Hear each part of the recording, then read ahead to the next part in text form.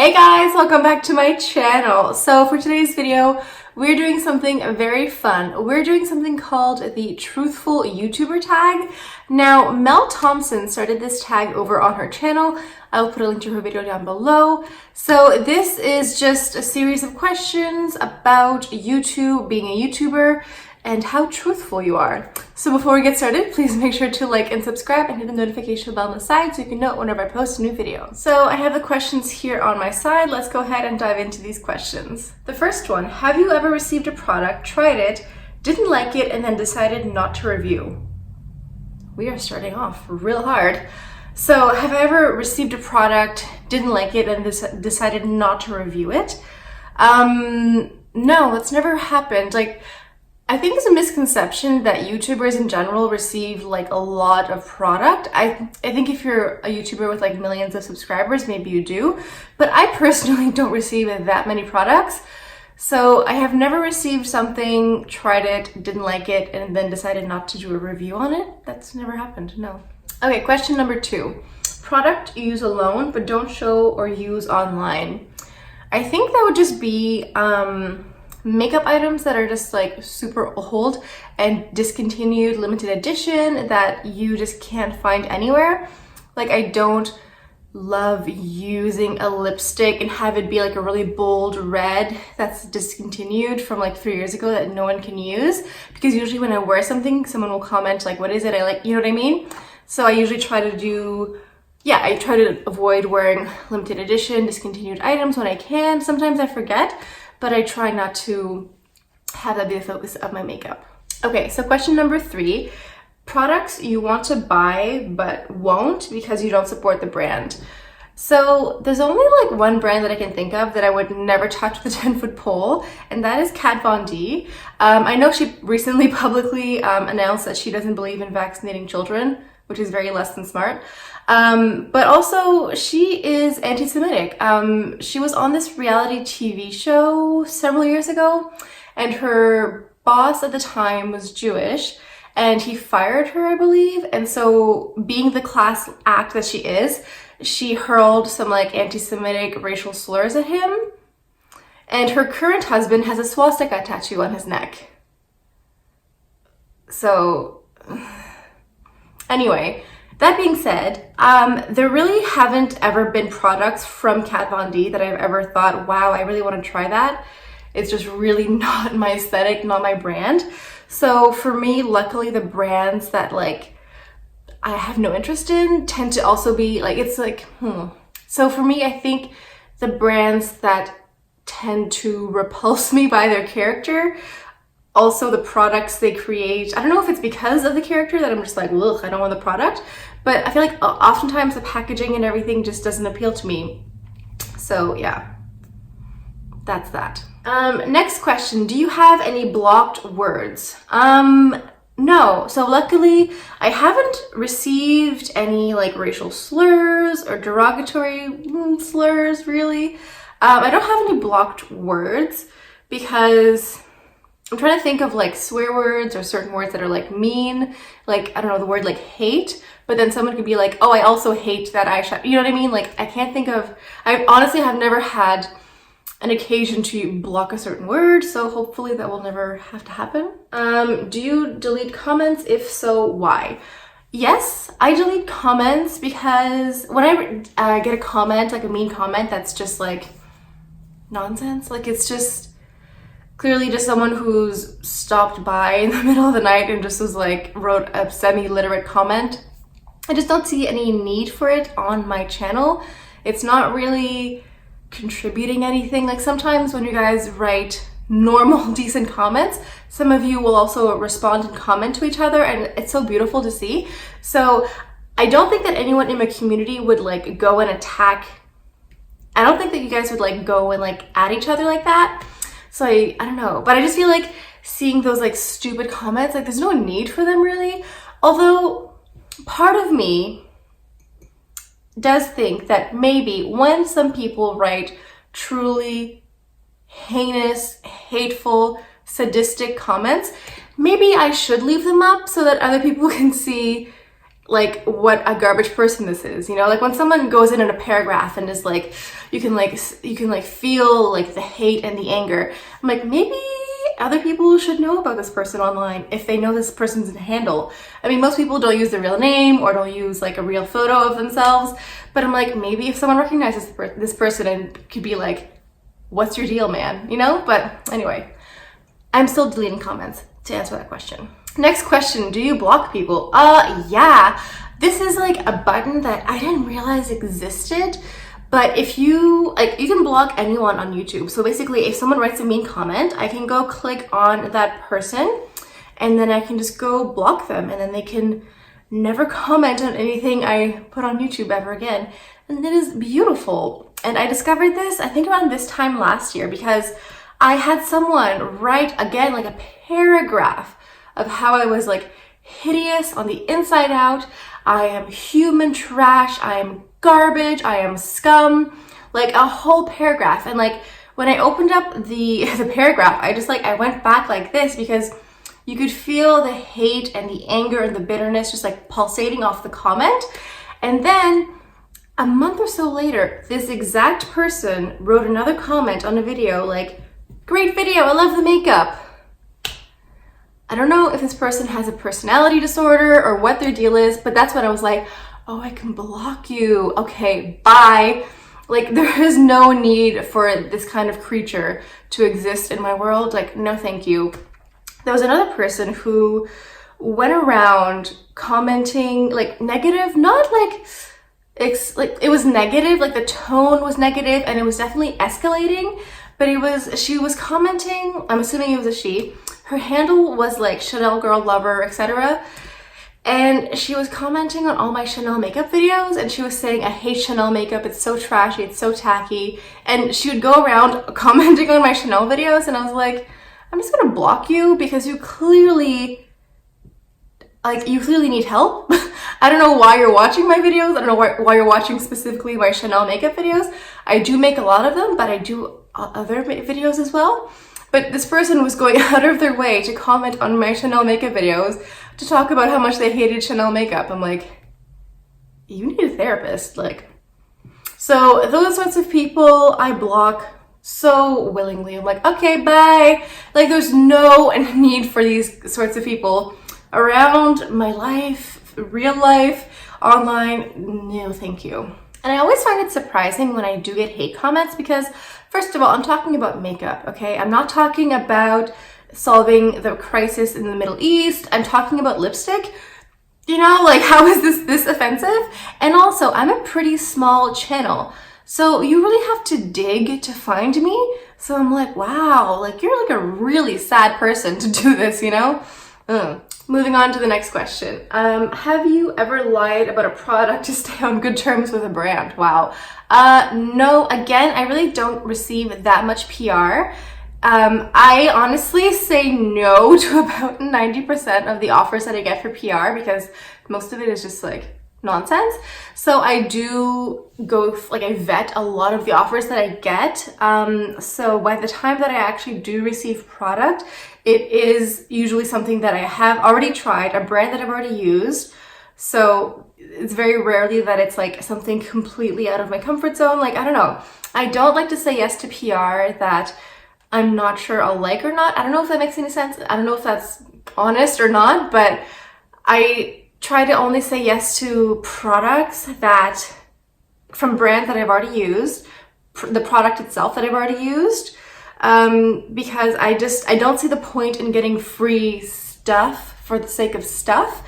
I want to receive products that, honestly, sometimes it's like just getting like a backup. I'm like, they want to send me another one? Okay, that sounds great. So yeah. Okay, so next question. Have you ever initially liked a product when you reviewed it and then changed your mind but didn't let your audience know? No, I don't think so. I mean, I think the only one I can think of is the Chanel matte nail polish I talked about in the fall. But even then, I didn't change my mind. I think in my initial review, I was maybe softer on it. I was like, this isn't great. You could just buy a matte top coat instead if you want to. And then at the end of, or the beginning of this year, I did like a worst products of 2018 and I included that nail polish in there. I was like, this is terrible. Like, don't even bother. Like, just forget it. So maybe that would fall in that category. But most of the products that I review, like, I've tried for quite a while. So I don't usually do like first impressions. So yeah, I hope that answers that. Number 9, influencer you don't trust. I think the word influencer is so obnoxious. Like, I would rather someone say beauty blogger, makeup YouTuber, but influencer is just like, it sounds so gross. In all honesty, I think anyone who uses a Morphe code, I don't know if that's like too much of a general sweep, but I had no idea what Morphe was until the coupon codes came out. Like, I don't know Morphe outside of a coupon code. I'm like, is Morphe a character in Star Trek? Is it a country somewhere in Asia? I don't know. I don't know what this is. I know it's a coupon code, so maybe that answers that. This is coffee, by the way. So the next question is influencer I trust the most. I trust a lot of influencers. I hate that word so much. I trust a lot of makeup beauty people on YouTube. I tend to watch smaller people. I don't like to watch the ones with millions of followers most of the time. I don't know, they're not all bad, obviously. They don't all use Morphe codes, but I like to watch people that I can connect with and that I can get a response from on the odd occasion. I like that sort of interaction. So people that are around my same scale or a little bit bigger.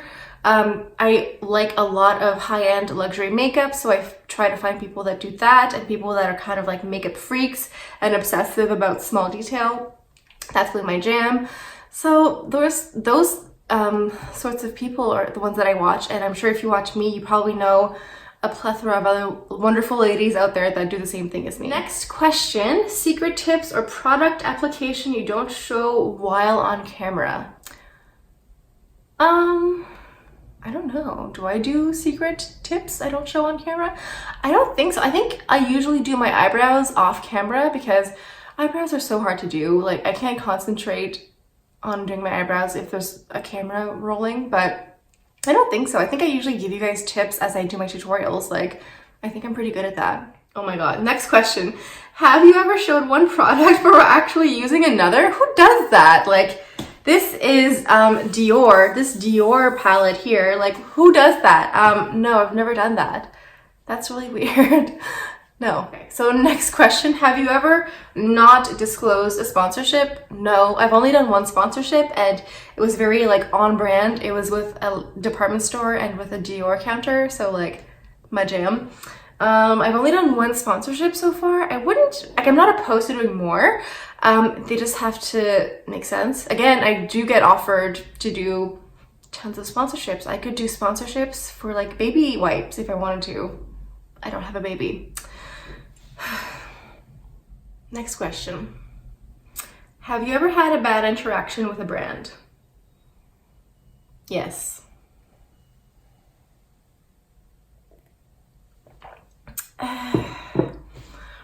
So I talked about this in a vlog over the holidays, but in December, a company reached out to me and told me they were doing a new product release in the spring and they wanted to send me products.